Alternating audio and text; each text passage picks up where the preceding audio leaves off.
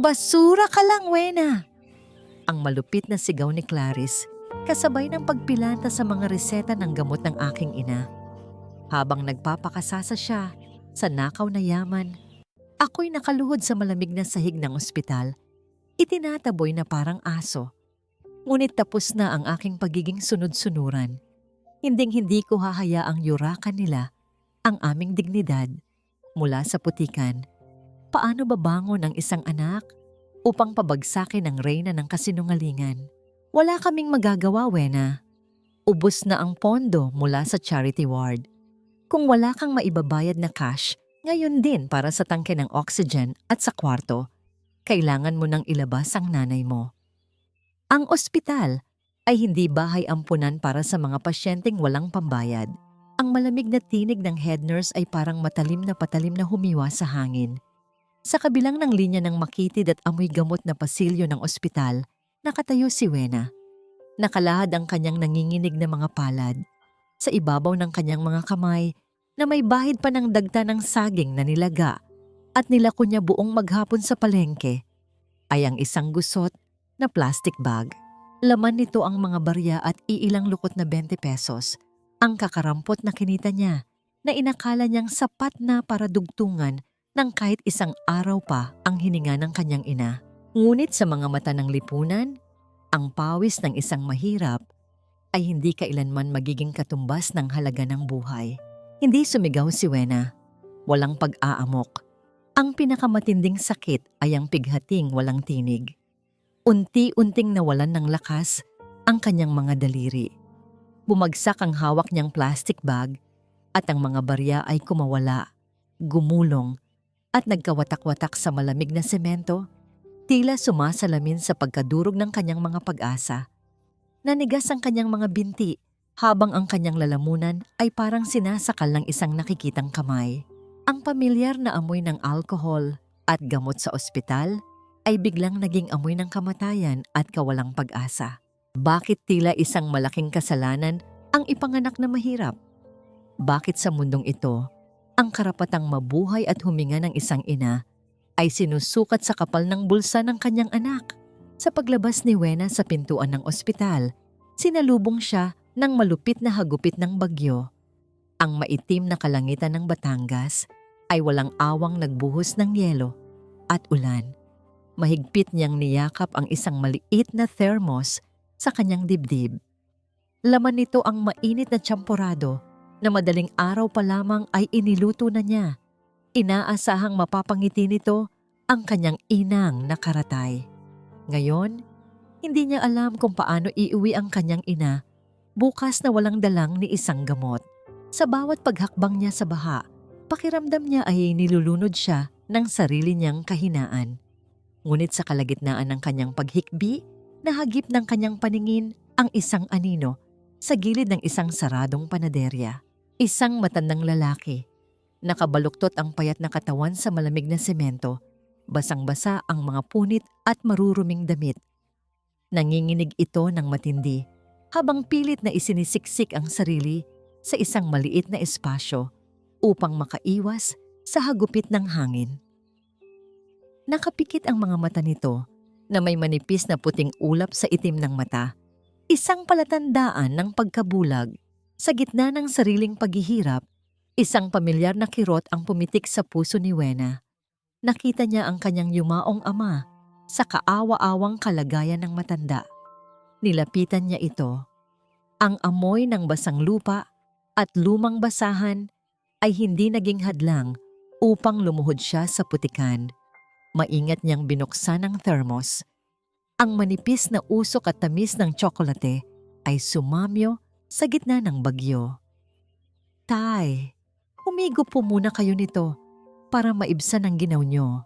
Dahan-dahang nag-angat ng mukha ang matanda. Walang salitang lumabas sa mga nanginginig nitong labi. Ngunit ang mga kamay nitong puno ng kalyo at dumi ay pilit na inabot ang mainit na takip ng thermos. Habang sinusubuan ni Wena ang estranghero ng tsamporado, hindi niya mapigilan ang pagtulo ng kanyang mga luha. Dito niya ibinuhos ang iyak na kanina pa niya pinipigil sa ospital. Hinubad ni Wena ang kanyang manipis at nag-iisang kapote. Nanginginig ang kanyang sariling mga balikat sa sobrang lamig ng maingat niya itong isaklob sa nanginginig na katawan ng matanda. Pilit niyang kinakagat ang kanyang ibabang labi upang huwag makalikha ng ingay ng pag-iyak. Ayaw niyang isipin ng matandang pulubi na siya ay isang pabigat. Habang iniaayos niya ang manggas ng kapote sa braso ng matanda, isang matalim na liwanag ng kidlat ang gumuhit sa kalangitan. Sa maikling sandaling iyon, nahagip ng kanyang paningin ang isang bagay na hindi ka panipaniwala.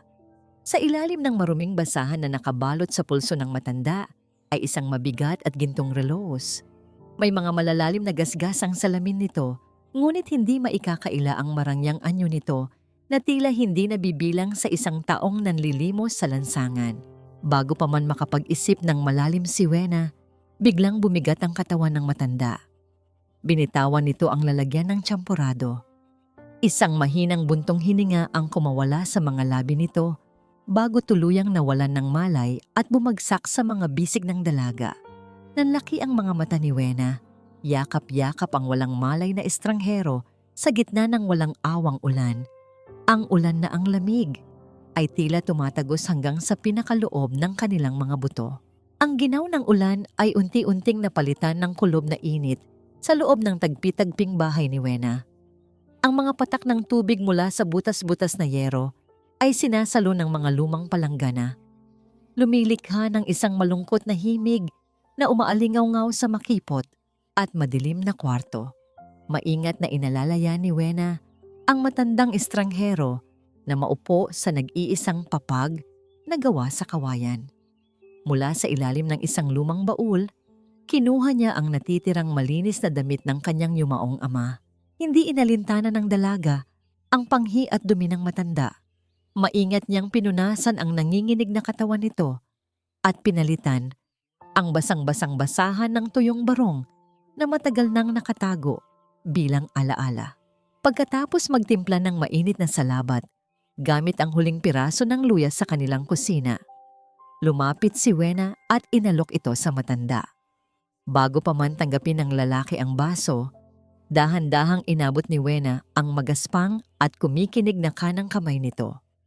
Ibinaba ng dalaga ang kanyang ulo, ipinikit ang mga mata, at idinampi ang likod ng palad ng estranghero sa kanyang noo. Isang dalisay at tapat na pagmamano. Natigilan ang matanda. Walang kurap niyang tiningnan ang tuktok ng ulo ng dalaga, gamit ang kanyang nanlalabong paningin. Sa likod ng kanyang nakapikit at pagod na mga mata, isang mainit na luha ang tahimik na kumawala at bumagtas sa kanyang kulubot na pisngi. Siya ay si Senyor Elias Montenegro, ang bilyonaryong may-ari ng pinakamalaking imperyo ng sasakyang pandagat sa bansa. Subalit sa loob ng mahabang panahon, iyon ang unang pagkakataon na may isang taong nagbigay sa kanya ng purong paggalang nang walang halong pagkukunwari. Hindi siya kinilala bilang isang taong mayaman na kailangang utuin upang pagnakawan, kundi isang simpleng nakatatanda na karapat-dapat sa dangal. Habang tahimik na umiinom ng salabat si Elias sa ilalim ng tumutulong bubong, isang mundo ang layo mula sa maputik na estero. Ang matatalim na liwanag ng mga kamera ay bumubulag sa isang malawak at marangyang bulwagan. Ang halimuyak ng mamahaling pabango at amoy ng inihaw na karne ay pumupuno sa malamig na hangin ng hotel. Nakatayo si Clarice sa gitna ng entablado. Suot ang isang itim na bestida na nagsisigaw ng kayamanan at pekeng pagluluksa. Itinaas niya ang kanyang kristal na baso ng alak habang patuloy na nagpapahid ng pilit na luha gamit ang isang sutlang panyo. Sa harap ng mga mamamahayag, nanginginig ang kanyang boses sa matinding pagkukunwari. Idinideklarang ang kanyang pinakamamahal na Lolo Elias ay nawawala dahil sa tuluyang pagkasira ng pag-iisip nito. Ngunit sa sandaling tumalikod ang mga kamera at nagsimulang tumugtog ang musika para sa mga panauhin, agad na naglaho ang lungkot sa kanyang mukha. Lumapit siya sa isang madilim na sulok kasama ang mga tiwaling miyembro ng board upang palihim na pirmahan ang mga dokumentong naglilipat ng lahat ng kapangyarihan at pera ng kumpanya sa kanyang pangalan. Ang kanyang nangiti ay kasing lamig at kasing simlim ng gabi. Pagsikat ng araw sa eskinita ng San Isidro, hindi pa man nakakapagpahinga si Wena, ay nakatanggap na siya ng matutulis at mapangutyang salita. Nakapamaywang sa tapat ng kanyang pinto si Aling Rosa, ang kapitbahay na laging may puna sa buhay ng iba. Ang boses nitong matinis at puno ng panghuhusga ay pumunit sa tahimik na umaga. Pinararatangan nitong nawawala na sa sariling katinuan si Wena dahil nag-uwi pa ito ng isang amoy lupang pabigat at pulubi. Gayong halos mamatay na ang kanyang sariling ina sa ospital sa kawalan ng pambayad. Inakusahan pa siya ni Aling Rosa na nag-aasam makapulot ng barya sa bulsa ng isang palaboy dahil sa sobrang desperasyon. Pinili ni Wena na manahimik. Ipinagpatuloy niya ang pagwawalis ng kanilang maliit na bakuran. Mariing kinakagat ang ibabang labi upang huwag pumatol sa panlalait. Alam niyang walang maidudulot na mabuti ang pagpapaliwanag sa mga taong pilit na isinasara ang kanilang mga puso sa pagtulong. Hindi niya isusuko ang natitira niyang dangal para lang sa pakikipagtalo. Samantala, sa di kalayuan sa pinakadulong kanto ng eskinita, isang matangkad na anino ng lalaking nakasuot ng maayos na polo at slacks ang tahimik na nagmamasid. Ang kanyang matalim na mga mata ay pasikretong pinag-aaralan ang kilos ng mga tao sa paligid. Mahigpit ang hawak niya sa isang maliit na notebook, naghahanap ng kahit anong senyales o kasagutan na magdadala sa kanya sa katotohanang matagal na niyang hinahabol. Balik sa malamig at malawak na opisina ni Clarice sa Maynila, isang lalaking nakaitim na jacket ang naglapag ng isang kayumangging sobre sa ibabaw ng makintab na mesa. Agad na pinunit ni Clarice ang sobre at walang ingat na inilabas ang mga litrato. Biglang nawala ang kulay sa kanyang mukha. Nanginginig ang kanyang mga daliring may pulang kuko habang nakatitig sa larawan ng kanyang lolo Elias. Buhay, maayos ang damit at nakaupo sa labas ng isang tagpi-tagping bahay habang inaalalayan ng isang babaeng tindera ng saging. Unti-unting nalukot at napunit ang makinis na papel ng litrato sa ilalim ng mahigpit at nanggigigil niyang hawak ng matanto niyang ang yaman na pilit niyang ninanakaw ay maaaring mawala sa isang iglap. Ang malamig na hangin sa pasilyo ng ospital ay biglang napuno ng matapang at mamahaling halimuyak ng mga bulaklak. Isang pabangong halatang pilit nagtatago ng isang nabubulok na budhi. Mula sa dulo ng pasilyo, naglalakad si Clarice, suot ang isang malinis at puting blazer na nagbibigay sa kanya ng anyo ng isang anghel ng awa. Kasunod niya ang ilang mga mamamahayag at mga nurse, humahanga sa sinasabing pinakamalaking donor ng ospital. Nakatayo si Wena sa labas ng charity ward.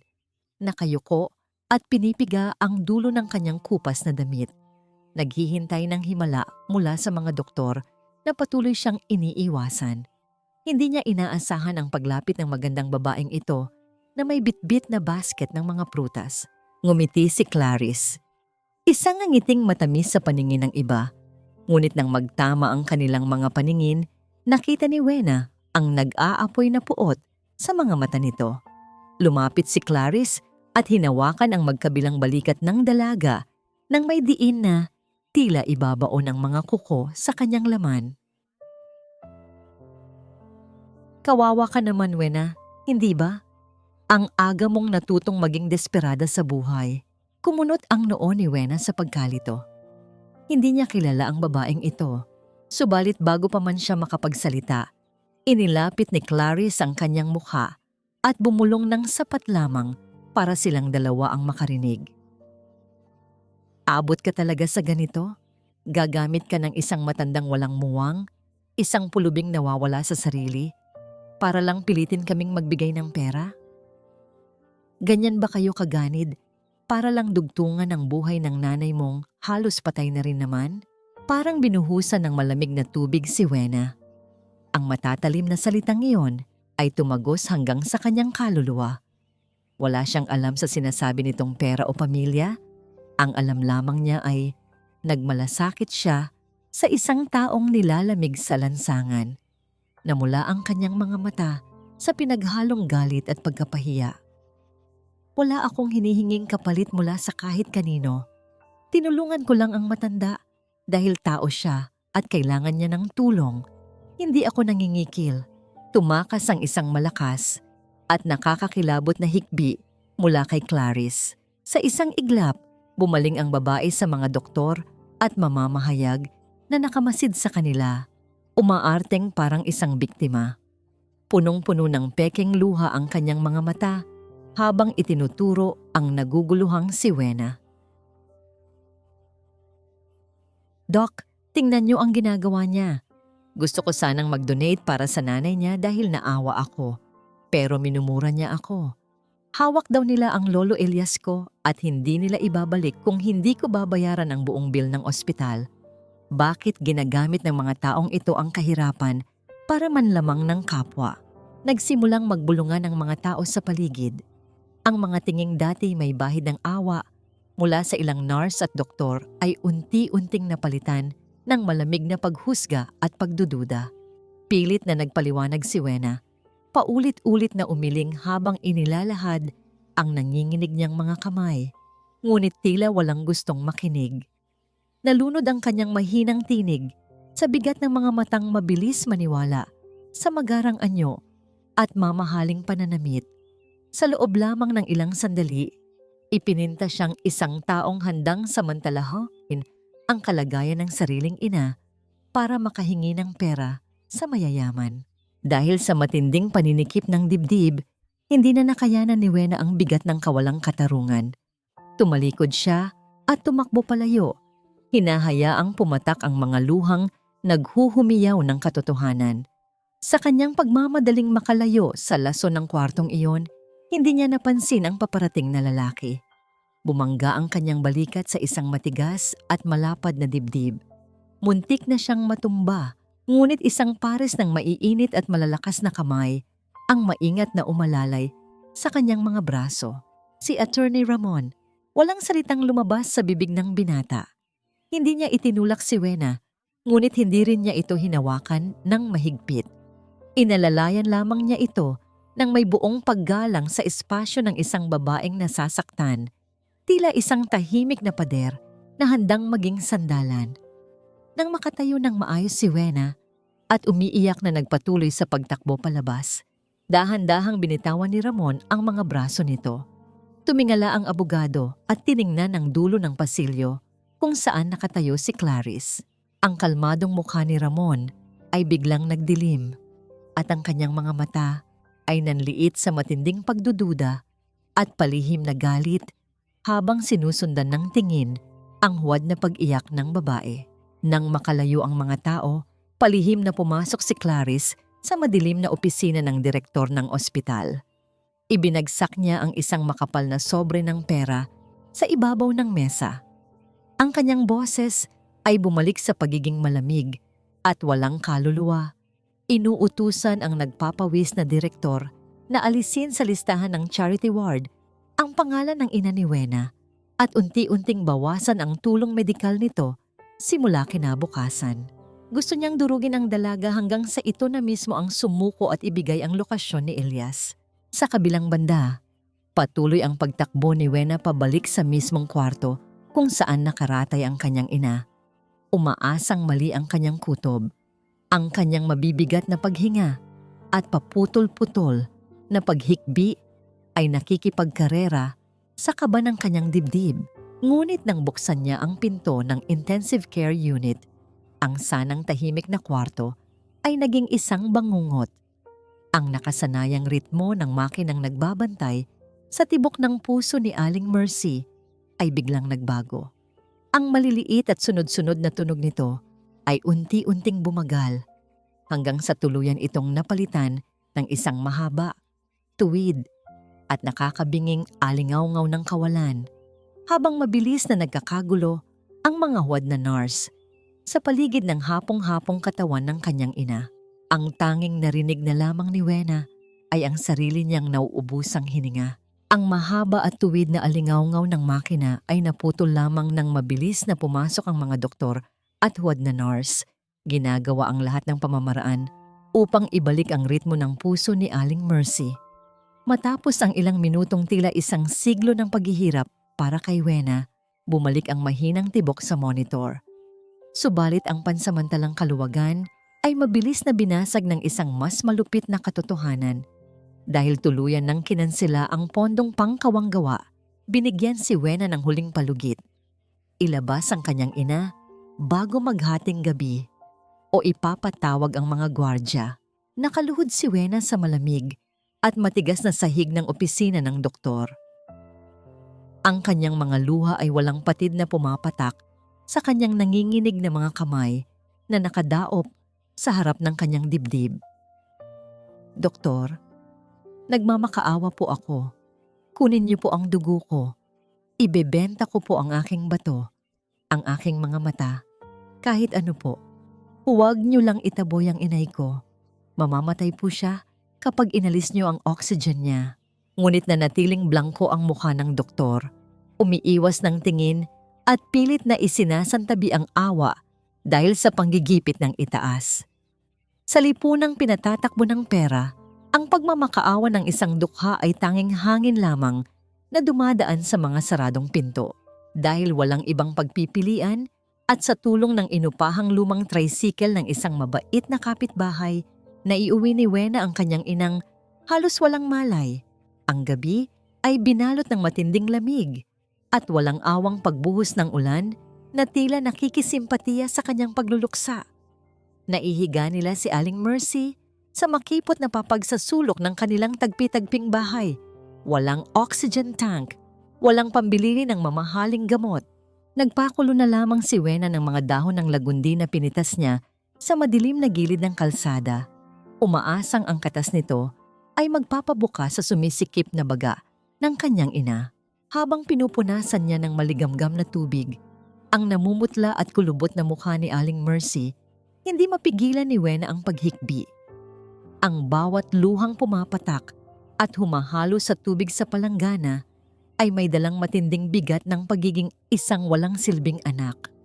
Ang pakiramdam ng panlulumo ay unti-unting kumakain sa kanyang pag-asa.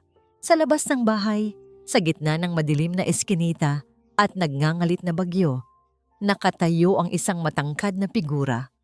Walang payong, hinayaan ni Attorney Ramon na basain at hampasin ng malamig na hangin ang kanyang formal na kasuotan.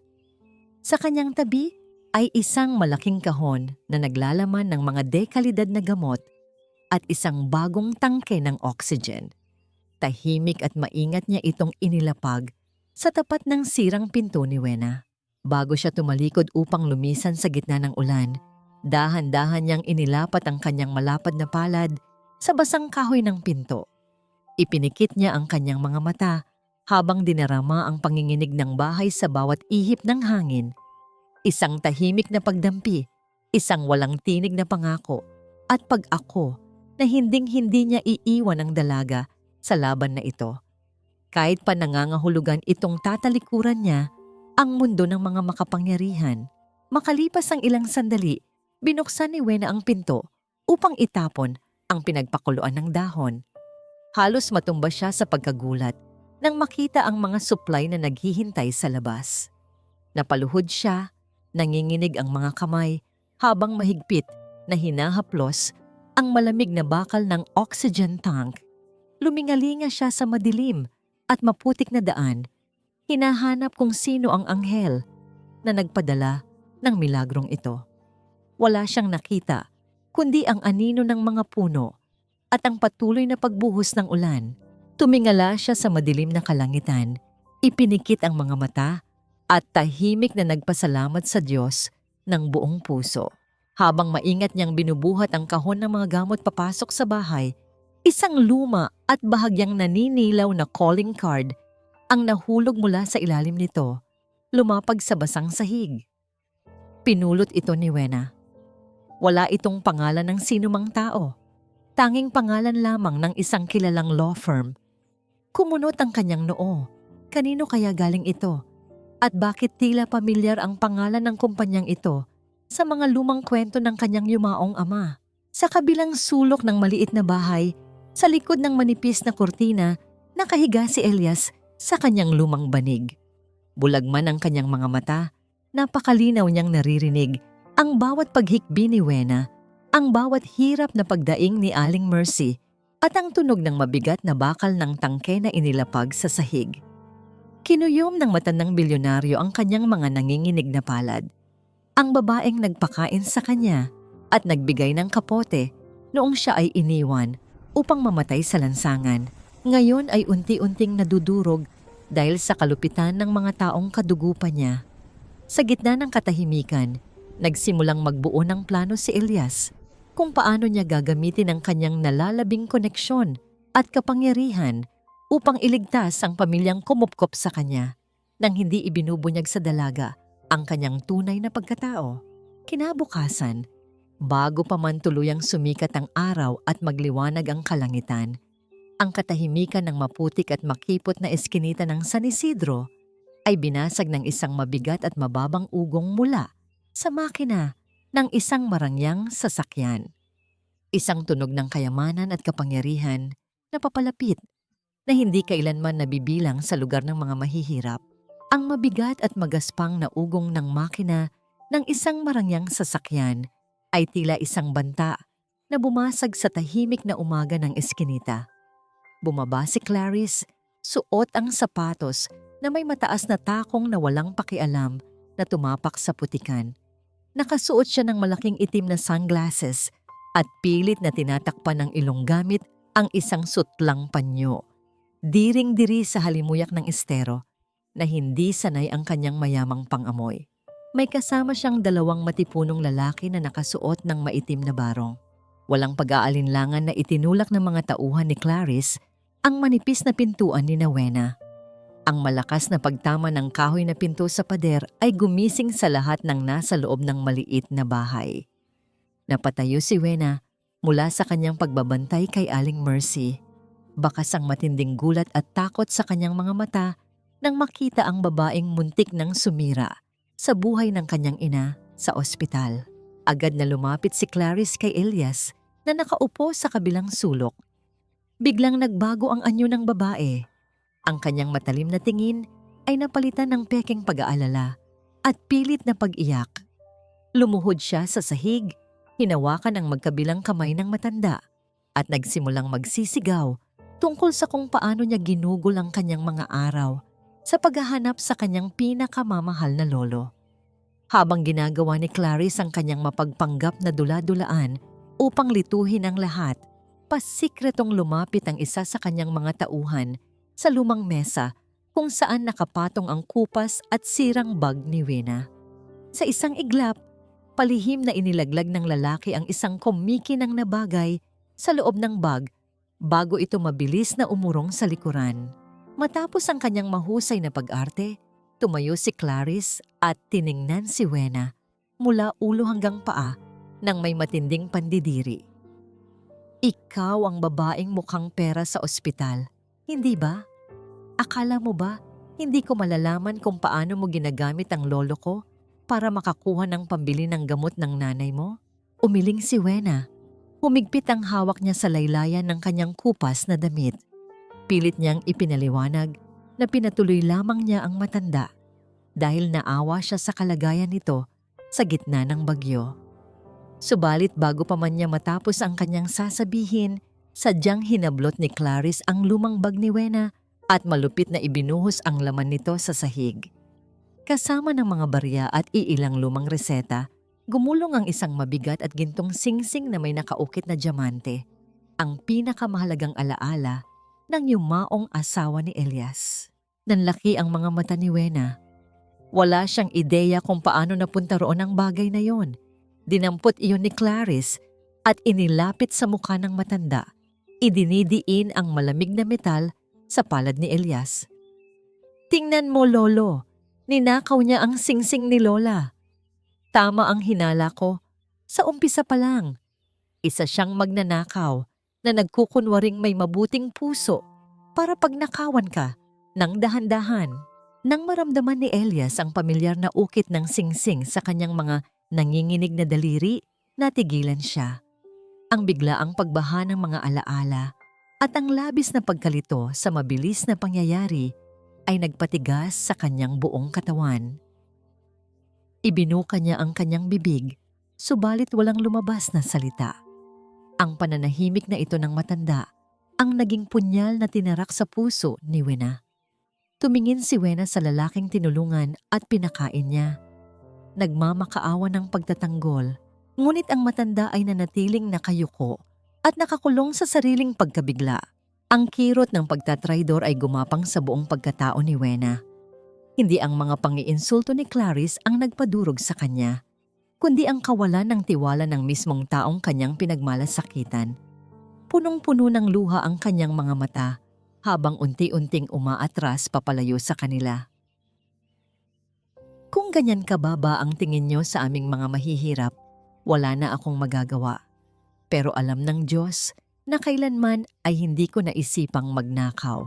Bago pa man siya tuluyang lumabas ng sarili niyang bahay upang tumakas mula sa mga mapanghusgang bisita, tahimik na kumuha si Wena ng isang lumang basahan. Nakayuko at patuloy na lumuluha. Maingat niyang pinunasan ang mga putik at dumi na iniwan ng maruruming sapatos ng mga tauhan ni Clarice sa kanyang sahig.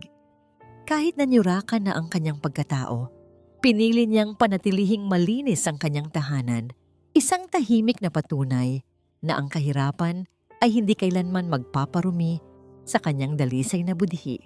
Sa di kalayuan, sa isang madilim na kanto ng eskinita, nakatayo si Attorney Ramon na maagang bumalik upang tingnan ang kalagayan ni Wena. Ang kanyang matatalim na mata ay nakabantay sa bawat galaw. Napansin niya ang isa sa mga tauhan ni Clarice na palihim na may inihagis na isang maliit at pelus na kahon sa basurahan sa labas ng bahay. Ang kahong pinaglagyan ng singsing bago ito itinanim sa bag ng dalaga. Nag-igting ang panga ni Ramon, tahimik na binabasa ang marumi at malupit na laro ng babae.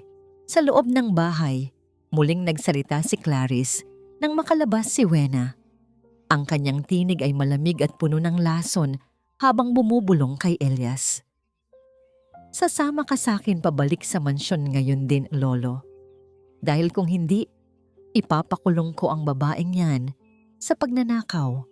Walang maniniwala sa isang basurera. Ang kalayaan at buhay ng pamilyang ito ay nasa mga kamay mo na. Ang mapagmataas at malupit na boses ni Clarice ay patuloy na umaalingaungaw sa apat na sulok ng makipot na bahay, tila isang sumpa na walang takas. Ang patuloy na pagpatak ng ulan sa kalawanging yero ng isang lumang waiting shed ay lumilikha ng isang mabigat at malungkot na himig, tila nakikisabay sa pag-iyak ng kalangitan. Sa isang madilim na sulok, nakaupo si Wena. Nakayakap siya sa kanyang sariling mga tuhod, basang-basa at nanginginig sa matinding ginaw. Subalit ang lamig ng bagyo ay hindi makapapantay sa yelo na bumalot sa kanyang puso. Wala siyang inilalabas na tunog ng paghikbi, ngunit ang bawat pagpatak ng kanyang luha ay may dalang bigat ng 1,000 salita ng kawalang katarungan. Ang matinding kirot ng pananahimik ni Elias ay patuloy na sumusugat sa kanyang isipan. Paano nagawang pagdudahan ng matanda ang mga kamay na nagpakain sa kanya? Sa kalagitnaan ng kanyang pagdurusa, ang marahas na hampas ng ulan sa kanyang muka ay biglang naputol. Isang malapad na anino ang humarang sa maputla at aandap-andap na liwanag ng poste sa kalsada. Nang mag-angat ng tingin si Wena, nakita niya si Attorney Ramon. May hawak itong malaking itim na payong na sumisilong sa kanilang dalawa. Pinoprotektahan siya laban sa malupit na bagyo. Hindi nagsalita ang binata. Tahimik itong umupo sa tabi niya, nag-iwan ng sapat na espasyo tanda ng malalim na paggalang. Walang pag-uusisa, walang panghuhusga. Dahan-dahan itong inabot ang isang malinis at plantsadong panyo kay Wena. Sa pagkakataong yun, ang pader ng katatagan na pilit itinatayo ng dalaga ay tuluyan ng gumuho. Bakit ganoon? Kapag mahirap ba, nakasulat na agad sa mukha natin na magnanakaw tayo? Basag ang boses ni Wena, punong-puno ng hinanakit habang kinukuha ang panyo. Wala na ba kaming karapatang maging mabuti nang walang hinihinging kapalit? Gusto ko lang namang tulungan siya dahil naawa ako. Pero bakit parang kasalanan pang naging tao ako? Tumingin si Ramon sa mga mata ni Wena na namumula at puno ng luha. Nakita niya ang isang kaluluwang napagod na sa paulit-ulit na pagyapak ng mundo, ngunit nananatiling dalisay. Ang kalmadong mukha ng abogado ay nabalot ng isang seryoso at matatag na determinasyon. Ang katotohanan ay hindi kayang ibaon ng kahit gaano karaming pera at kasinungalingan, Wena. Ang boses ni Ramon ay malalim at nagbibigay ng kakaibang kapayapaan, tila isang matibay na angkla sa gitna ng nag-aalborotong dagat. Hindi lahat ng nakapikit ay bulag at hindi lahat ng nananahimik ay walang gagawin. Nandito ako, lalaban tayo. Sa mga salitang iyon, isang mainit na pakiramdam ang unti-unting tumunaw sa yelong bumabalot sa puso ni Wena. Ang pagod sa pagiging matapang para sa kanyang ina, ang bigat ng mga maling paratang, at ang matinding antok dahil sa magkakasunod na gabi ng pagbabantay ay sabay-sabay na naningil sa kanyang katawan. Sa hindi sinasadyang pagkakataon, unti-unting bumagsak ang kanyang pagod na ulo at dahan-dahang sumandal sa matigas na balikat ni Ramon. Bahagyang nanigas ang balikat ng binata sa gulat, ngunit hindi niya itinulak si Wena. Sa halip na lumayo, tahimik na inayos ni Ramon ang hawak niyang payong upang matiyak na hindi mababasa ang dalaga.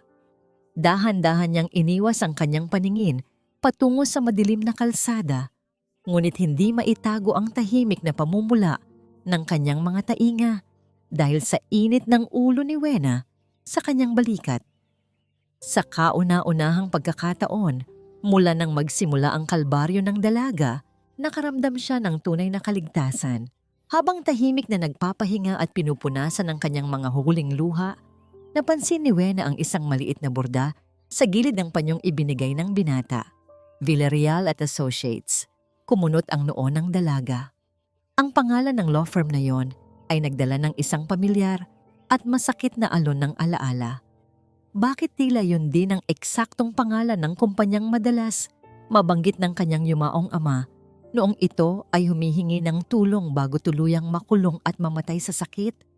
Ano ang koneksyon ng pamilya Montenegro at ng lalaking nagbibigay sa kanya ng silong ngayon sa sinapit ng kanyang pamilya noon? Bago pa man niya maitanong yon kay Ramon, ang katahimikan ng gabi ay binasag ng nag-aalalang boses ni Aling Rosa na tumatakbo palapit sa kanila habang nakasilong sa isang lumang sako. Hinihingal ang matanda. Ang muka ay balot ng matinding pag-aalala. Isinigaw nito na pag-alis ng mga mayayaman, isinugod muli sa ospital si Aling Mercy dahil inatake ito sa puso nang makita ang matinding gulo. At bago tuluyang makalayo ang sasakyan, narinig ng buong eskinita ang pag-iyak at pagmamakaawa ni Elias. Isinisigaw ang pangalan ni Wena upang humingi ng tawad habang pilit siyang kinakaladkad ni Clarice. Ang init ng balikat ni Ramon na nagbigay sa kanya ng panandaliang kapayapaan ay mabilis na napalitan ng panibagong apoy ng pag-aalala. Sa loob ng opisina ni Attorney Ramon, ang amoy ng lumang papel at sariwang tinta ay tila bumabalot sa bawat sulok ng silid. Nagbibigay ng isang mabigat na atmosfera na puno ng mga lihim na matagal nang ibinaon sa limot. Nakalatag sa ibabaw ng kanyang malapad na mesang nara ang mga dokumentong may tatak ng kumpanya ng mga Montenegro, mga papel na may bahid ng dilaw dahil sa katandaan. Ngunit ang mga salitang nakasulat dito ay nananatiling kasing talim ng mga sugat na hindi kailanman naghilom.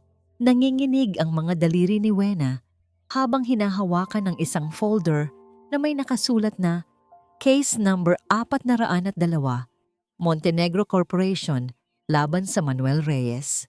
Nang makita niya ang pangalan ng kanyang ama, tila tumigil ang pag-ikot ng mundo.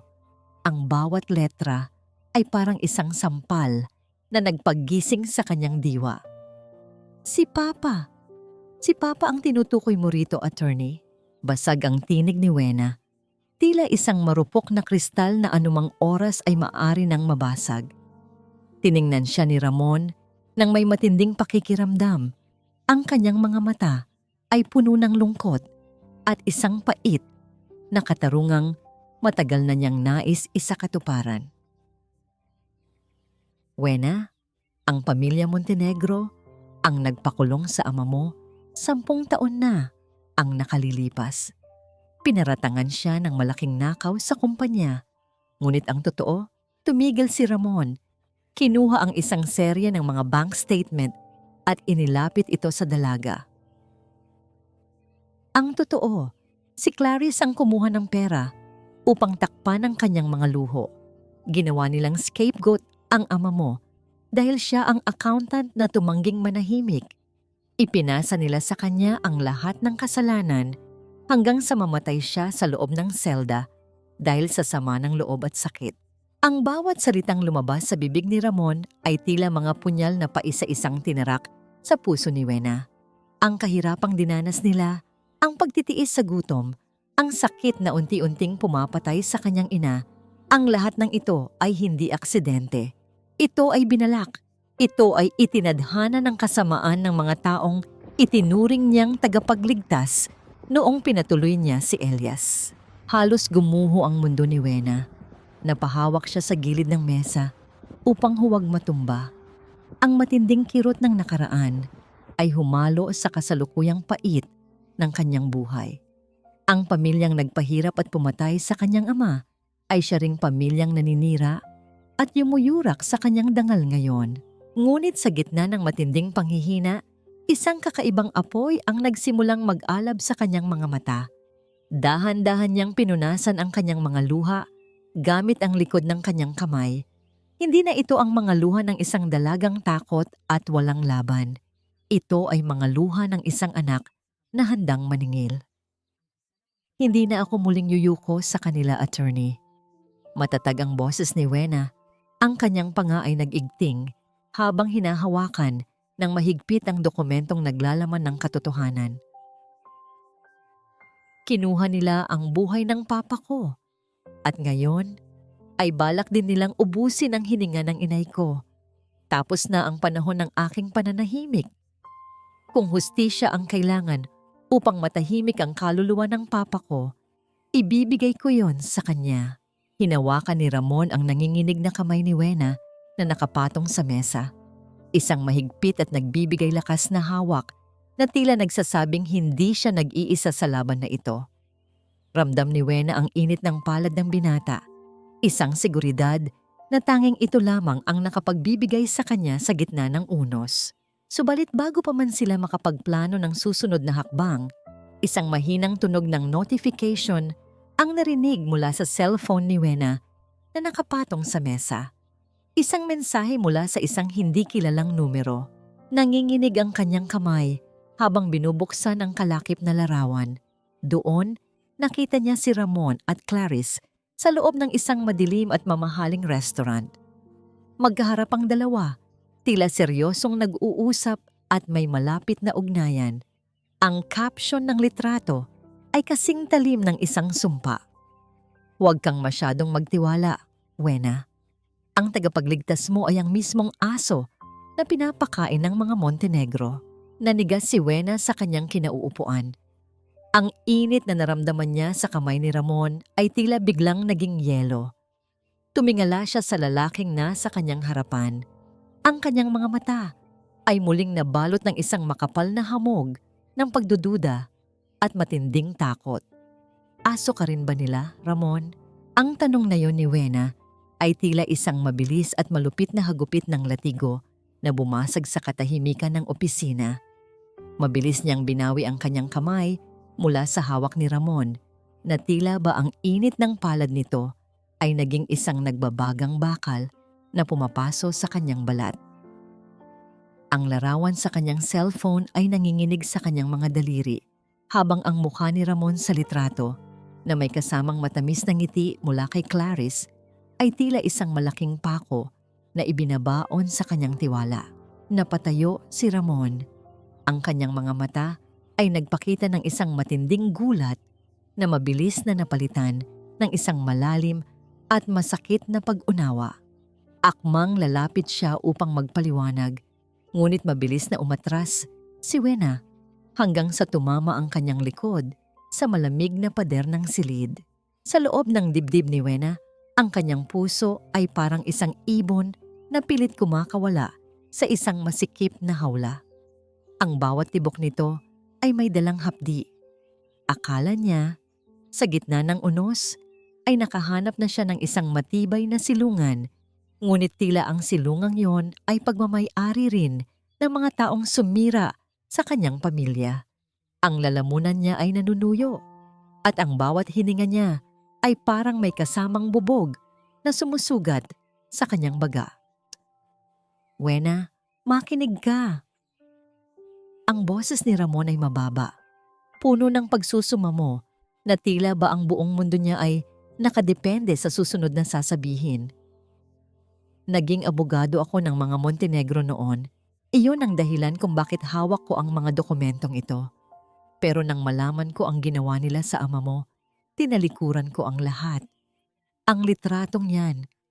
Iyan ang huling gabi na kinausap ko si Clarice upang sabihin hindi ko na siya pagtatakpan. Tumitig ng matagal si Wena sa mga mata ni Ramon, naghahanap ng kahit anong bahid ng kasinungalingan. Sa gitna ng katahimikan, isang malalim na tanong ang umalingaw-ngaw sa kanyang isipan. Maari ko bang ipagkatiwala ang aking sugatang puso sa isang taong minsan nang naging bahagi ng aking kalbaryo? Hindi nakasagot ang dalaga.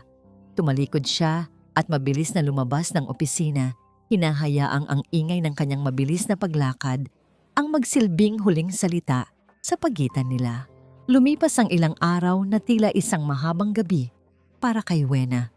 Ang kanyang buong oras ay ginugol niya sa pag-aalaga kay Aling Mercy sa ospital, habang ang bawat sandali ay puno ng takot na baka muli silang itaboy. Ngunit isang hapon, habang naglalakad siya sa maputik na kalsada patungo sa kanilang tahanan upang kumuha ng gamit, isang marangyang sasakyan ang dahan-dahang huminto sa kanyang tapat. Bumukas ang pinto at inilabas ng driver ang isang wheelchair. Doon nakaupo ang isang matandang lalaki na balot ng formal na suit, ngunit ang kanyang mukha ay hindi nagpapakita ng kahit anong yabang. Si Elias. Sa tulong ni Ramon na nakatayo sa likuran ng wheelchair, dahan-dahang lumapit ang matanda kay Wena. Sa gulat ng lahat ng mga kapitbahay na nakamasid, si Senyor Elias Montenegro, ang makapangyarihang bilyonaryo, ay pilit na bumaba mula sa kanyang upuan. Sa kabila ng panghihina ng kanyang mga binti, hinayaan niyang lumubog ang kanyang mamahaling pantalon sa putik ng eskinita. Lumuhod ang matanda sa harap ng isang dalagang nagbebenta ng saging. Ang tunog ng tuhod ni Elias na tumama sa basang lupa ay tila isang malakas na kulog na nagpatahimik sa buong San Isidro. "Patawarin mo ako, anak." Ang boses ni Elias ay nanginginig, punong-puno ng pagsisisi na tila ba ang bawat salita ay galing sa pinakamalalim na bahagi ng kanyang kaluluwa. Bulag ang aking mga mata, pero mas naging bulag ang aking puso. Hinayaan kong madiktahan ako ng puot at takot. Ang babaeng nagligtas sa akin sa ulan ay pinag-isipan ko ng masama. Patawarin mo ang matandang ito na walang utang na loob. Napatulala si Wena. Ang galit na kanina lamang ay nag-aapoy sa kanyang dibdib ay unti-unting napalitan ng isang malamig na tubig ng pagkahabag. Nakita niya ang isang ama na nagsusumamo ng kaligtasan para sa kanyang kaluluwa. Sa kabila ng lahat ng sakit, ang likas na kabutihan ni Wena ang nanaig. Dahan-dahan siyang lumapit at hinawakan ng nanginginig na mga balikat ni Elias upang tulungan itong tumayo. Walang salitang lumabas sa kanyang mga labi, ngunit ang mahigpit na paghawak niya ay sapat na upang malaman ng matanda na tinatanggap niya ang tawad nito. Sa sandaling iyon, ang tatlong kaluluwa, si Wena, si Ramon at si Elias, ay tila pinagbuklod ng isang invisible na tanikala. Isang lihim na alyansa ang nabuo sa gitna ng dumi at putik Isang pangakong wawakasan ang paghahari-harian ni Clarice. Tinanggap ni Wena ang tasa ng mainit na kape na iniabot ni Ramon nang sila ay makapasok sa loob ng kanyang maliit na bahay. Isang simpleng kilos, ngunit sapat na upang malaman ni Ramon na muli siyang pinagkakatiwalaan ng dalaga. Nagkatinginan silang dalawa, isang tingin na puno ng pag-asa sa kabila ng panganib. Subalit sa kalagitnaan ng kanilang pagpaplano, ang tunog ng telebisyon sa kabilang bahay ay biglang lumakas. Lumabas ang mukha ni Clarice sa balita, nakasuot ng makinang na perlas at may isang tagumpay na ngiti sa kanyang mga labi. Ang kanyang boses na puno ng lason na binalot sa asukal ay inanunsyo sa buong bansa na bukas din ay formal nang idideklara ng korte na si Senyor Elias Montenegro ay legally incompetent o walang kakayahang mag-isip at ang lahat ng kanyang yaman ay mapupunta na sa ilalim ng pamamahala ng kanyang nag-iisang apo. Ang bawat salita ni Clarice ay tila isang matalim na palakol na pumutol sa natitirang oras ng kanilang plano. Ang nakakakilabot ng ngiti ng babae sa screen ay tila nanunuya. Tila sinasabi sa kanilang lahat na tapos na ang laro bago pa man sila makapagsimula. Ang bawat kaluskos ng mga lumang papel sa ibabaw ng maliit at gasgas na mesa ni Wena ay tila tunog ng isang orasan na mabilis na nauubusan ng sandali. Sa ilalim ng aandap-andap na liwanag ng nag-iisang bumbilya, magkatabing inaayos ni Wena at Ramon ang mga ebidensyang kanilang nakalap. Ang mga lumang sulat ng kanyang ama, ang mga pekeng resibo na ginamit ni Clarice at ang sinumpaang pahayag ng nurse na kanilang nahanap. Ang lahat ng ito ay maingat na inilalagay ni Ramon sa isang itim na briefcase. Ito na ang huling bala natin, Wena. Ang boses ni Ramon ay mababa at seryoso. Ngunit may kasamang katiyakan na nagbibigay ng lakas sa dalaga. Napatingin si Wena sa mga kamay ni Ramon na mabilis at maingat na nag-aayos ng mga papeles. Ramdam niya ang pagod ng binata, ang mga mata nitong may bahagyang puyat, ngunit nananatiling nakatitig sa layunin. Salamat, Ramon. Hindi ko alam kung nasaan na ako ngayon kung wala ka. Ngumiti ng bahagya ang abogado, isang ngangiting hindi umabot sa kanyang mga mata dahil sa bigat ng sitwasyon, ngunit sapat na upang maramdaman ni Wena ang init ng suporta nito.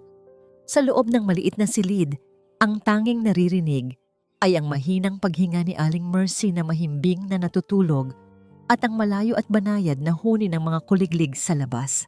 Dahil sa matinding pagod at puyat ng mga nakaraang gabi, unti-unting bumigat ang mga pilantik ng mata ni Wena. Ang kanyang paningin ay nagsimulang lumabo at bago pa man niya namalayan, ang kanyang ulo ay dahan-dahang bumagsak sa ibabaw ng mesa. Sa tabi ng mga dokumentong kanina lamang ay binabasa niya. Tahimik na tumigil si Ramon sa kanyang ginagawa. Pinagmasdan niya ang payapang mukha ni Wena habang natutulog. Sa ilalim ng madilaw na liwanag, nakita niya ang mga bakas ng hirap at sakripisyo sa mukha ng dalaga. Ngunit naroon pa rin ang isang uri ng kagandahang hindi kayang nakawin ng kahirapan. Dahan-dahang hinubad ni Ramon ang kanyang suot na itim na jacket. Maingat, na tila ba ayaw gumising kahit ang pinakamaliit na alikabok sa silid, inilagay niya ang jacket sa likod ni Wena upang protektahan ito sa lamig ng madaling araw. Ang amoy ng jacket ni Ramon, isang halong ulan, kape at isang malinis na halimuyak ng lalaki ay tila naging isang kumot na bumalot sa panaginip ni Wena. Hindi napigilan ni Ramon ang kanyang sarili. Dahan-dahan niyang iniangat ang kanyang kamay at banayad na hinawi ang isang hibla ng buhok na nakaharang sa mukha ng dalaga. Ang kanyang mga daliri ay bahagyang dumampi sa balat ni Wena, isang haplos na puno ng paghanga at isang uri ng pag-ibig na hindi na kailangan pang bigkasin. Sa kabilang bahagi ng bahay nagsimula na ring maghanda si Elias. Sa tulong ng driver na ipinadala ni Ramon, ang matanda ay dinalhan ng isang mamahaling suit na sadyang ipinatahi para sa kanya. Maingat na tinulungan ni Wena na nagising na si Elias sa pagsusuot nito pagdating ng umaga. Habang inaayos ni Wena ang kwelyo ng polo ng matanda, at maingat na itinatama ang kurbata nito. Tinitigan siya ni Elias gamit ang kanyang malabong paningin. Hindi na ito ang nanginginig na pulubi na natagpuan ni Wena sa ulan. Ang tuwid na tindig ni Elias at ang awtoridad na bumalik sa kanyang mga mata ay nagpapakita ng tunay na Senyor Elias Montenegro. Anak, anuman ang mangyari sa laban na ito, tandaan mo na ikaw ang nagturo sa akin na ang tunay na yaman ay wala sa kumpanya, kundi sa pusong marunong magmahal nang walang hinihinging kapalit. Nakangiting tumango si Wena, bagaman may kaba sa kanyang dibdib.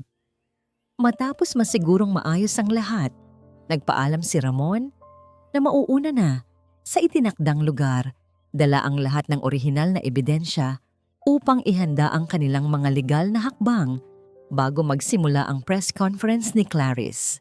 1 oras bago ang nakatakdang oras ng paghaharap, handa na sina Wena at Elias.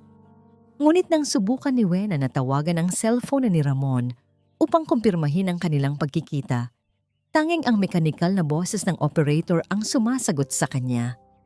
Paulit-ulit niyang idinial ang numero, habang ang bawat segundo ay tila isang matalim na karayom na tumutusok sa kanyang dibdib. Ang briefcase na naglalaman ng lahat ng kanilang pag-asa at ang lalaking pinagkakatiwalaan niya ng kanyang buhay ay hindi mahagilap. Ang katahimikan sa kabilang linya ay tila isang babala na may maling nangyari sa gitna ng daan. Ang malawak na ballroom ng 5 bituing hotel ay tila isang dagat ng nagniningning na mga kristal at kumukititap na mga ilaw. Ngunit sa kabila ng karangyaan, ang hanging bumabalot dito ay puno ng lason at panlilinlang.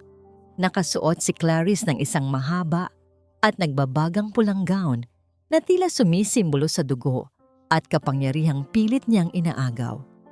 Nakatayo siya sa gitna ng entablado, hawak ang mikropono habang ang kanyang boses ay umaalingaw-ngaw sa buong silid, nagbibigay ng isang mapagpanggap na talumpati tungkol sa kahalagahan ng pamilya at ang kanyang dakilang sakripisyo upang protektahan ng kumpanya mula sa pagbagsak. Sa labas ng hotel, nakatayo si Wena sa tabi ng isang malaking haligi. Pilit na itinatago ang kanyang nanginginig na mga kamay. Ang kanyang simpleng damit ay tila isang mantsa sa gitna ng mga taong nakasuot ng mamahaling sutla at alahas. Bawat segundong lumilipas ay tila isang mabigat na pasanin sa kanyang dibdib dahil hanggang sa sandaling iyon, wala pa rin si Ramon. Ang kaba niya ay unti-unting napapalitan ng isang nakapanlulumong takot. Natatakot siya hindi para sa kanyang sarili, kundi para sa katarungang tila muling nagnanakaw sa kanya. Wala si Ramon. Mag-isa lang ako. Halos hindi marinig ang mahinang bulong ni Wena dahil natatabunan ito ng malalakas na tawanan at musika mula sa loob ng lugar. Ngunit nang mapansin niya ang mga mamamahayag na nagsisimula nang magtaas ng kamera at maglabas ng sunod-sunod na flash, napagtanto niyang wala na siyang ibang mapagpipilian kundi ang magpatuloy. Sa bawat hakbang niya palapit sa pintuan, lalo niyang nararamdaman ang mabilis na tibok ng kanyang puso na tila nakikipagsabayan sa matinding kaba na unti-unting sumasakop sa kanya. Hinarang siya ng 2 matatangkad na gwardiya sa entrada. Ang kanilang mga tingin ay puno ng panghahamak. Tila ba ang presensya ni Wena ay isang insulto sa karangyaan ng lugar. Bawal dito ang mga pulubi, miss. Doon ka sa likod magpalimos. Ang malamig na sabi ng isa sa kanila. Bago pa man makasagot si Wena, bumukas ang malaking pinto at lumabas si Clarice. May hawak na baso ng champagne at may isang nakatutuyang ngiti sa kanyang mga labi. Huminto siya sa harap ni Wena. Tiningnan ng dalaga mula ulo hanggang paa nang may matinding pandidiri. Tingnan niyo nga naman, ang basurerang nag-aambisyong maging reyna ay narito. Ang malakas na pangiinsulto ni Clarice na naging sanhi ng paglingon ng ilang mga panauhin. Ano ang ginagawa mo rito, Wena? Akala mo ba ang basurang tulad mo ay may puwang sa mundong ito? Hindi yumuko si Wena. Sa halip, Dahan-dahan niyang inangat ang kanyang mukha at tinitigan ng diretso si Clarice sa mga mata. Ang kanyang nanginginig na tinig ay unti-unting naging matatag, puno ng isang dignidad na hindi kailanman mabibili ng pera. Ang basurang tinatawag mo, Clarice, ay siya pang magwawalis sa lahat ng dumi at kasinungalingang iniwan mo sa buhay namin. Maaring wala akong mamahaling alahas, pero ang budhi ko ay hindi kailanman naging kasing itim ng sayo. Nagigting ang panga ni Clarice at akmang sasampalin niya si Wena nang biglang bumukas ang malalaking pinto ng hall nang may malakas na puwersa. Lahat ng tao ay napalingon. Pumasok si Ramon. Ang kanyang buhok ay gulo-gulo. May bakas ng tuyong dugo sa gilid ng kanyang noo. At ang kanyang formal na polo ay may mga mantsa ng dumi. Tila ba galing siya sa isang matinding pakikipaglaban. Ngunit sa kabila ng kanyang anyo, ang kanyang mga mata ay nag-aapoy sa galit at determinasyon. Hawak niya ng mahigpit ang itim na briefcase. Ang briefcase na naglalaman ng katotohanan. Agad na lumapit si Ramon sa tabi ni Wena. Ang kanyang paghinga ay mabigat, ngunit ang kanyang presensya ay nagsilbing isang matibay na pader na nagpoprotekta sa dalaga. Ang panandaliang pag-asa ay gumuhit sa mukha ni Wena. Tila ba ang lahat ng kanyang takot ay biglang naglaho. Ngunit hindi natinag si Clarice. Sa halip na matakot, muli siyang humalakhak. Isang tunog na kasing talim ng nabasag na kristal. Inilabas niya mula sa kanyang maliit na bag ang isang nakatuping papel na may opisyal na selyo. Huli na kayo, attorney. Huli na ang lahat. Ang mapanguyam na, sabi ni Clarice habang iwinawagayway ang papel sa harap ng lahat. Narito na ang formal na kautusan mula sa hukom. Simula sa minutong ito, idinedeklara ng walang kinalaman sa sarili ang aking Lolo Elias. Ang lahat ng kumpanya, ang lahat ng yaman, at ang lahat ng kapangyarihan ng mga Montenegro ay legal na sa akin na. Itinaas ni Clarice ang papel, tila isang tropeo ng kanyang pagkapanalo, habang ang tunog ng pagbagsak ng gavel ng hukom sa kanyang imahinasyon ay tila naririnig na ng lahat. Ang katarungang pilit nilang hinahabol ay tila muling sinarado sa kanilang mga mukha. Ang mapang-uyam na halakhak ni Clarice ay tila isang laso na nakumalat sa buong ballroom, habang ang mga mata ng mga panauhin ay nakatitig sa papel na hawak niya. Pakiramdam ni Wena ay unti-unting nawawala ang lupa sa ilalim ng kanyang mga paa. Ang lahat ba ng kanilang paghihirap, ang mga gabing walang tulog, at ang bawat luhang pumatak ay hahantong lamang sa pagkapanalo ng kasamaan? Ngunit sa gitna ng katahimikan, isang malamig at kalmadong tinig ang bumasag sa katuwaan ni Clarice. Ang papel na yan ay kasing walang silbi ng mga pangako mo, Clarice. Dahan-dahang lumapit si Ramon, kahit pa nanginginig ang kanyang mga binti, dahil sa tinamong sugat sa pakikipaglaban sa mga tauhan ni Clarice sa daan. Itinaas niya ang briefcase at binuksan ito sa harap ng lahat. Ang pirma ng doktor sa dokumentong hawak mo ay nakuha sa pamamagitan ng pananakot at suhol. At narito ang orihinal na video at testimonya ng mismong doktor na nagpapatunay na si Senyor Elias Montenegro ay nasa tamang pag-iisip at biktima lamang ng iyong pananabotahe. Bahagyang natigilan ang mga tao, nagsimulang magbulungan ang mga mamamahayag. Ngunit bago pa man makasigaw si Clarice upang magpaliwanag, ang malalaking pinto sa likuran ng ballroom ay muling bumukas. Sa pagkakataong ito, hindi ito marahas. Ito ay isang mabagal at marangal na pagbukas. Ang bawat pagtama ng isang matigas at makintab na tungkod sa marmol na sahig ay tila isang mabigat na tibok ng puso na nagpatahimik sa lahat. Isang tunog na puno ng awtoridad. Isang tunog na nagpapahayag ng pagdating ng tunay na hari ng tahanang yon. Pumasok si Senyor Elias Montenegro. Hindi na siya ang nanginginig na pulubing natagpuan ni Wena sa ilalim ng ulan. Nakasuot siya ng isang dekalidad na itim na suit na tila sadyang ginawa para sa kanyang makapangyarihang tindig.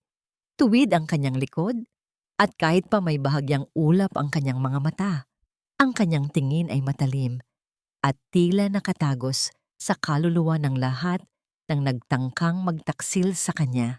Ang katahimikan sa ballroom ay naging nakakabingi, maging ang mga mamamahayag ay nakalimutang kumuha ng litrato dahil sa tindi ng presensya ng matanda.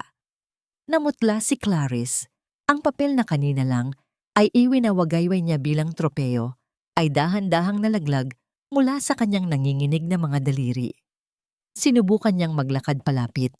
Ang kanyang muka ay pilit na nag-aanyong kawawa habang ang mga pekeng luha ay muling nagsimulang pumatak.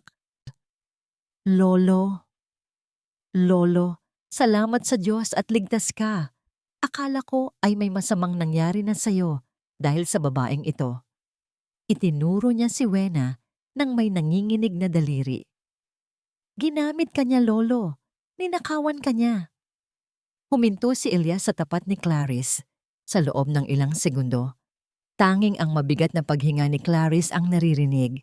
Dahan-dahang itinaas ni Elias ang kanyang tungkod at malakas itong itinatap sa sahig, isang senyas na tumapos sa lahat ng dula-dulaan. Tumahimik ka, Clarice. Ang boses ni Elias ay mababa, ngunit puno ng kapangyarihang yumanig sa buong silid. Hindi ko apo ang isang ahas na handang pumatay ng sariling kadugo para sa pera.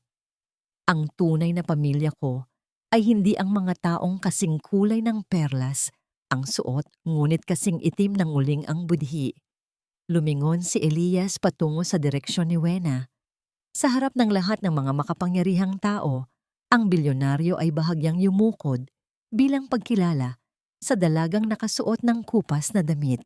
Ang tunay na pamilya ko ay ang babaeng nagpakain sa akin nung ako ay iniwan mong mamatay sa lansangan.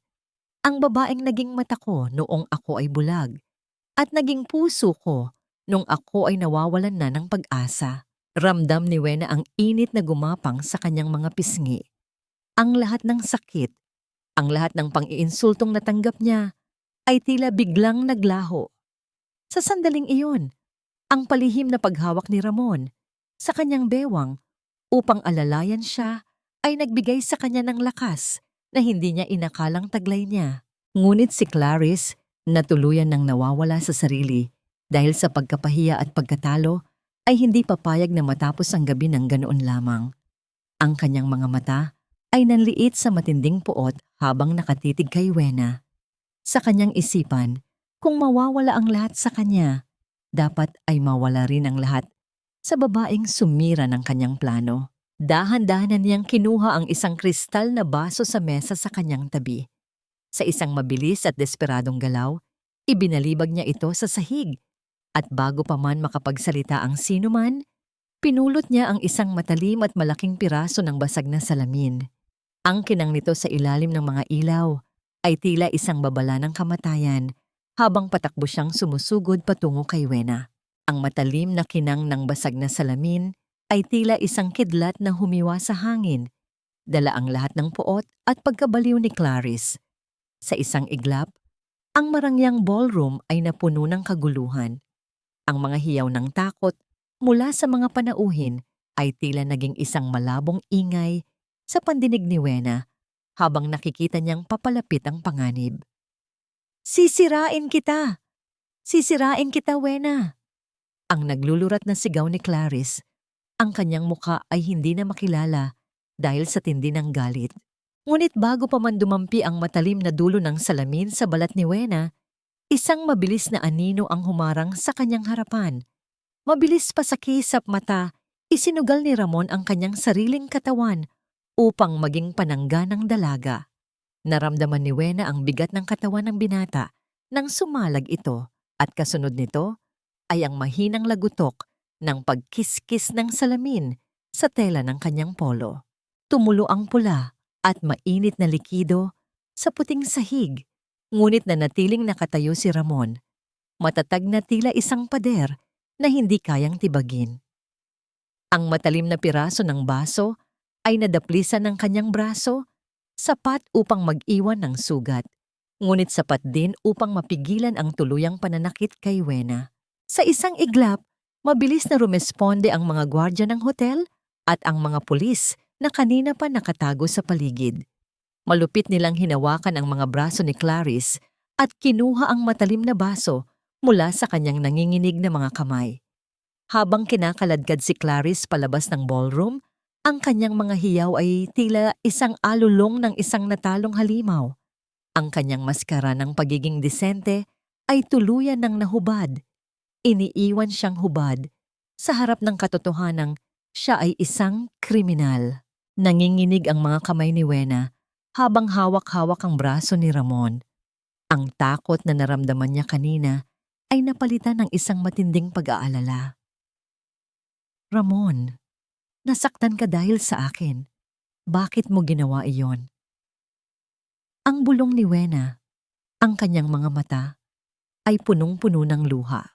Tumingin si Ramon sa kanya, isang mahina at pagod na ngiti ang sumilay sa kanyang mga labi sa kabila ng hapdi ng sugat. Hindi siya sumagot. Sa halip ay dahan-dahan niyang inabot mula sa loob ng kanyang briefcase ang isang lumang dokumento na may opisyal na selyo ng korte. Wena, hindi lang ito ang tungkol sa kaligtasan mo. Ito ay tungkol sa katarungan para sa pamilya mo. Inabot ni Ramon ang papel kay Wena. Habang binabasa ng dalaga ang bawat salita, tila ba ang bawat tinik sa kanyang puso ay isa-isang binubunot. Ito ang formal na kautusan na nagpapawalang bisa sa lahat ng paratang laban sa kanyang yumaong amang si Manuel Reyes. Nakasulat doon ng malinaw na ang lahat ng ebidensya noon ay gawa-gawa lamang at ang kanyang ama ay isang tapat na lingkod na walang kasalanan. Sumabog ang iyak ni Wena, hindi dahil sa takot, kundi dahil sa isang napakalaking ginhawa na matagal nang ipinagkait sa kanyang pamilya.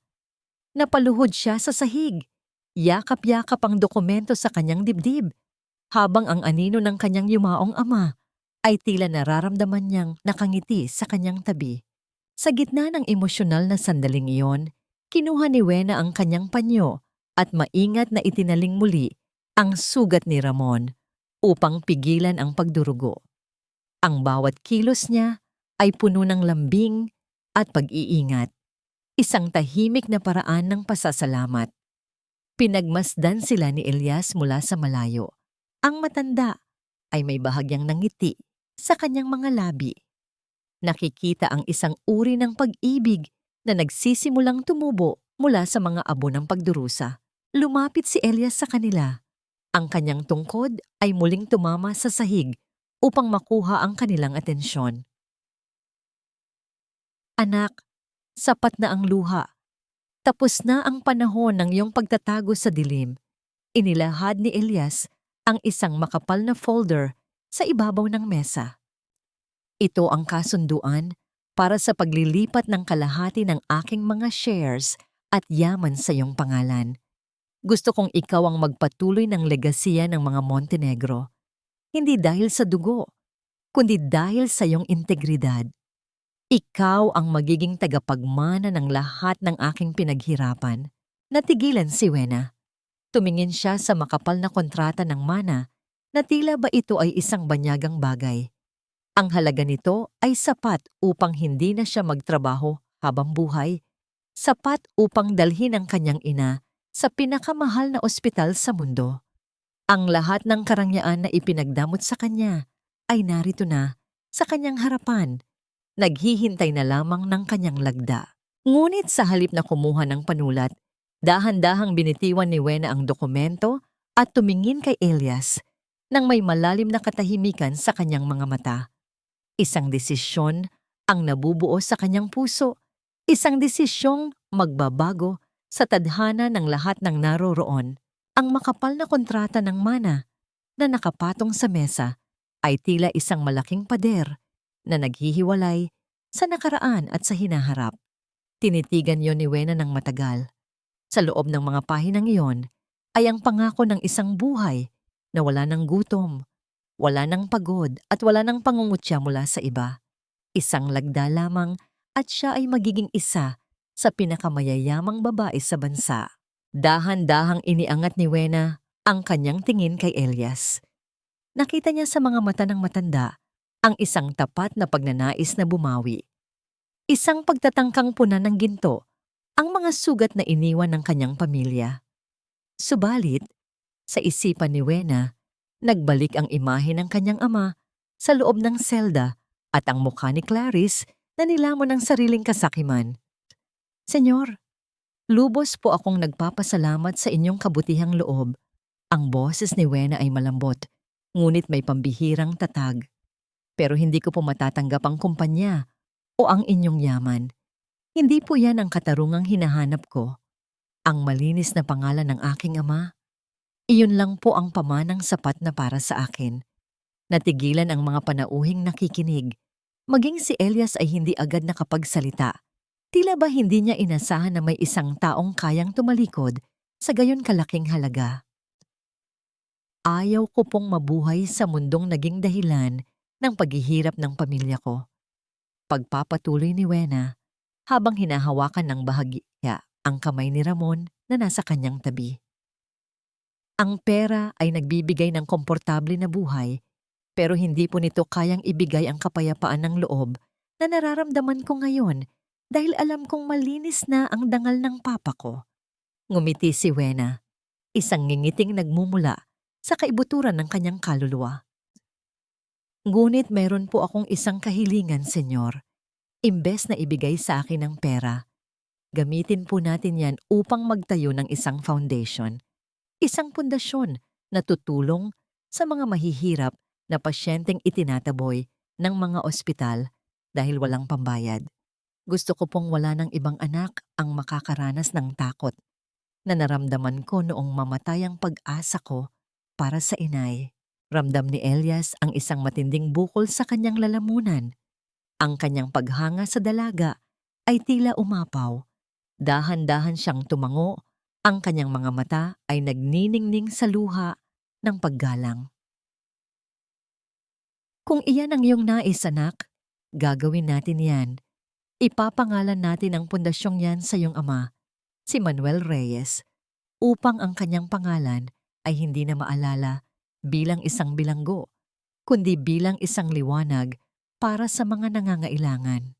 Makalipas ang ilang araw, ang ingay ng lungsod ay napalitan ng pamilyar na tunog ng mga kuliglig at ang amoy ng sariwang hangin sa Batangas. Bumalik si Wena sa ospital, ngunit sa pagkakataong ito, hindi siya nakayuko o nagmamakaawa.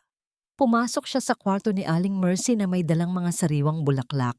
Gising na ang kanyang ina, nakaupo sa kama at may kulay na muli ang mga pisngi. Nang magtagpo ang kanilang mga paningin, walang ibang narinig sa silid kundi ang mahigpit na yakap ng mag-ina at ang mahinang paghikbi ng kagalakan. Wala nang banta ng pagtaboy, wala nang takot sa bukas. Bago tuluyang lumisan si Elias upang magpahinga sa kanyang sariling tahanan, binisita niya si Wena sa kanilang maliit na bahay sa eskinita. Inabot ng matanda ang isang maliit na sobre.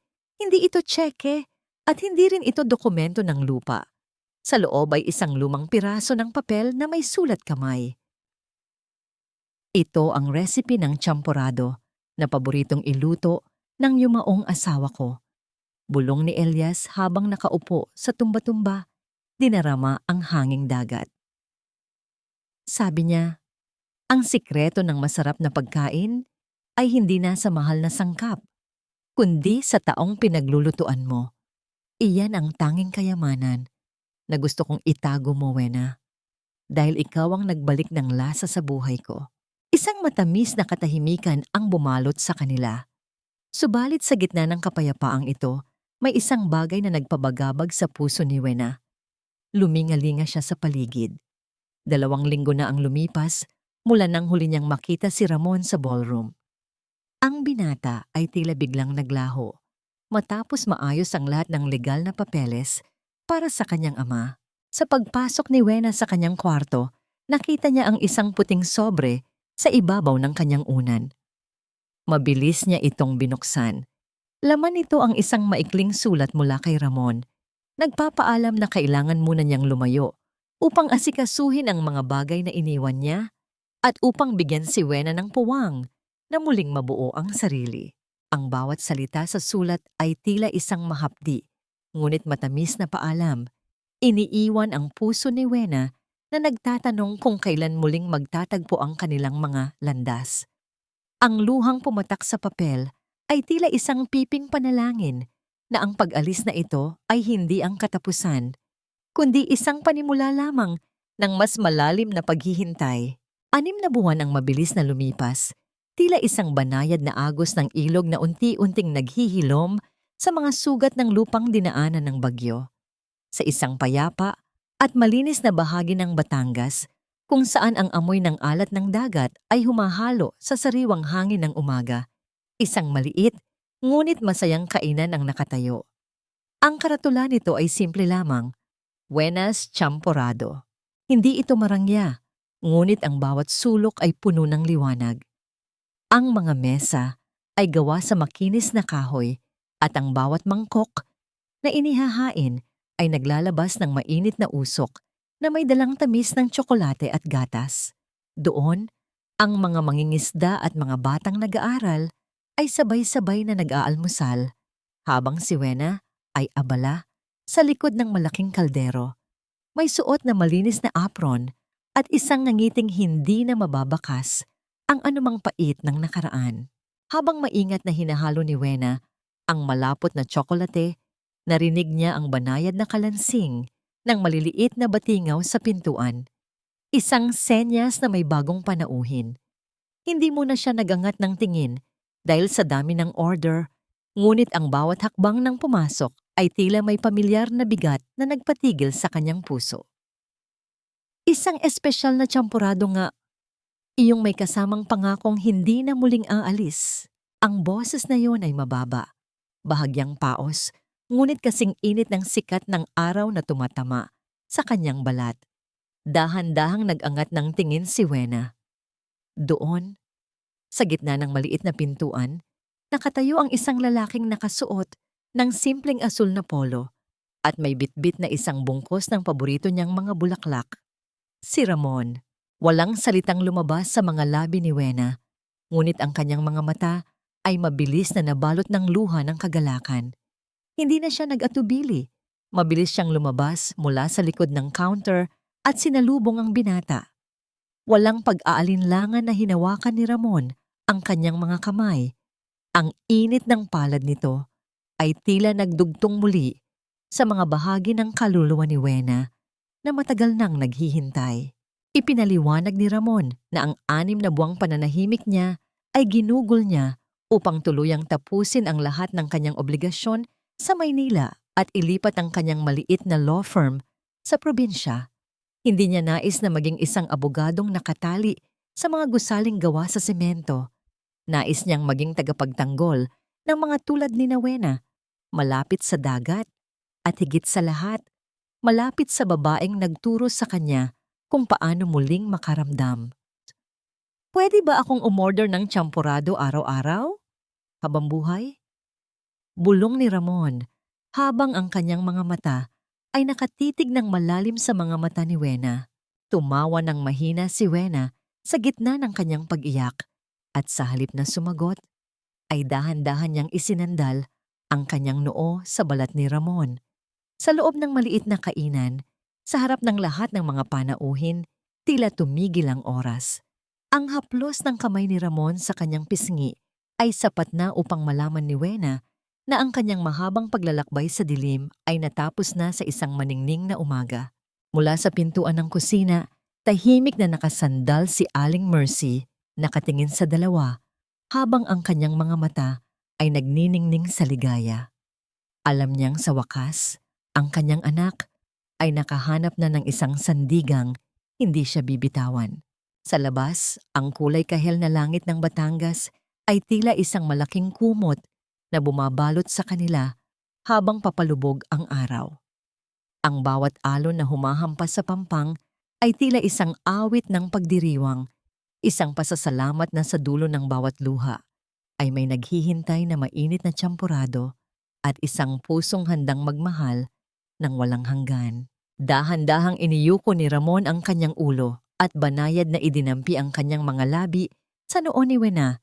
Isang halik na puno ng respeto, pag-asa at isang pangakong kailanman ay hindi na muling mababali. Ang bawat hampas ng alon sa pampang ng Batangas ay tila isang banayad na himig ng pasasalamat, sumasabay sa dahan-dahang paggalaw ng tumba-tumba ni Senyor Elias sa beranda ng maliit na bahay ni Nawena. Wala na ang ingay ng mga makina ng barko at ang nakakalunod na yaman ng Maynila. Sa bawat paghinga ng matanda, tanging ang amoy ng asin at ang halimuyak ng nilagang tsokolate ang bumabalot sa kanyang matanda ng katawan. Hindi na siya ang makapangyarihang bilyonaryo na kinatatakutan ng lahat, kundi isang lolo na nakahanap ng tunay na tahanan sa piling ng mga taong itinuring siyang pamilya nang wala silang alam sa kanyang yaman. Sa loob ng maraming taon, nahanap na ba ni Wena ang tunay na kapatawaran? Oo.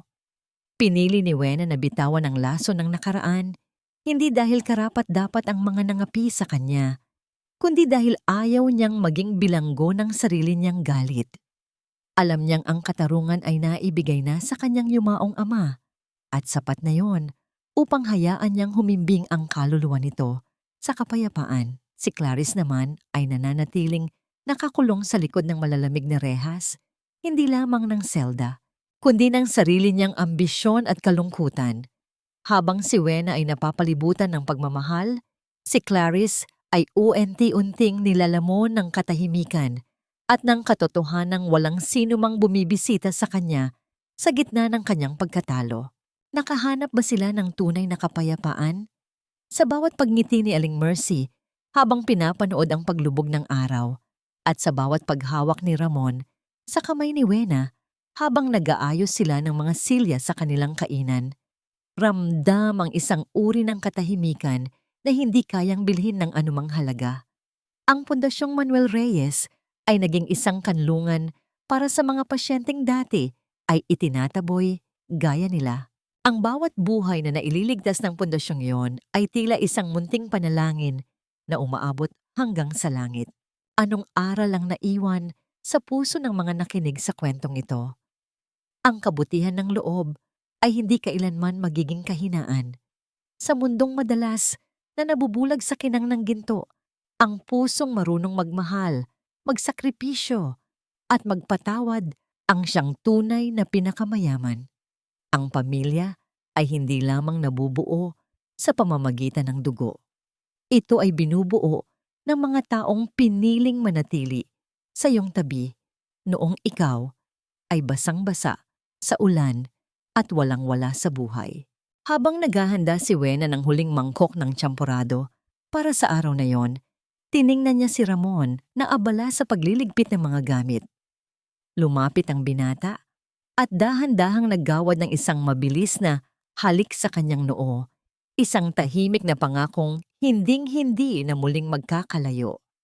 Ang bawat butil ng kanin at tamis ng tsokolate sa mangkok ay tila isang simbolo ng buhay, may pait, may tamis. Ngunit kapag pinagsama at niluto ng may pagmamahal, ito ay nagbibigay ng init na kayang bumuhay ng kahit anong sugatang kaluluwa.